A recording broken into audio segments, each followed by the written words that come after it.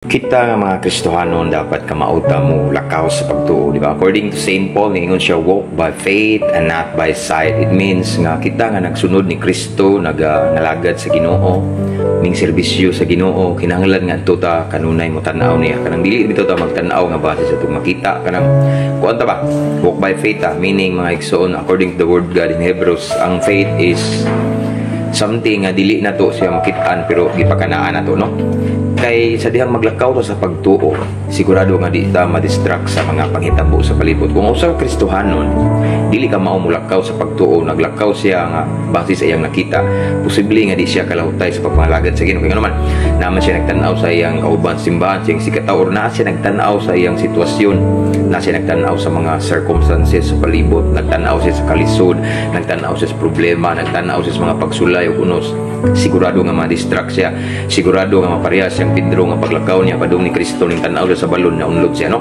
So mao na nga gidasig ta ni St. Paul mga igsoon nga walk by faith and not by sight. Kani itong pagpangalagad sa Ginoo mga igsoon, it's a matter of faith kay we are saved by faith man, no? So mao na nga maglakaw sa pagtuo, no? Example, wakay kwarta ang imong hunahuna once maglakaw ka sa pagtuo, wakay kwarta, imong gibati bisag wa kay kwarta malipayon ka mula kuna imo ana agi koy kwarta. I know one of these days i-provide ni Lord akong gikinahanglan. Di naman naglakaw ka sa pagtuo, no? Wala pa kay nakit-an, wala pa hint mga igsoon, but still ning tuo ka nga naagi ni siya kay hatag ni sa Ginoo. So mao na siya walk by faith, no? So wala ka nagbase sa imong pitaka o playsod, wala ka nagbase sa imong bugas na wala na isud mga igsoon, kay nag-walk by faith man ka, imo manggipakanaa ang wala, no? So ang tao, ang usag Kristohanon, kung nagsige siya walk by faith or naglakaw sa pagtuo, sigurado nga dili siya ma-distract sa bisag unsa nga klase sa unos. Kay naman nag-walk by faith man siya, naglakaw man sa siyang pagtuo ni Kristo. Kinsa may imong gituhan Ginoo, kinsa man ang imong gilagaran ang Ginoo, no? So meaning may so naglakaw ta nga nagtutok, nagtan-aw kanunay sa Ginoo, no?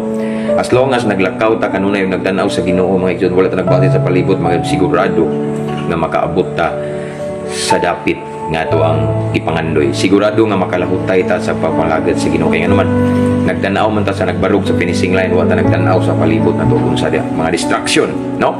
So mao na nga ang sigurado nga makalahutay hangtod sa walay katapusan ang mga Kristohanon nga kamao maglakaw sa pagtuo, dili magbase sa iyang makita.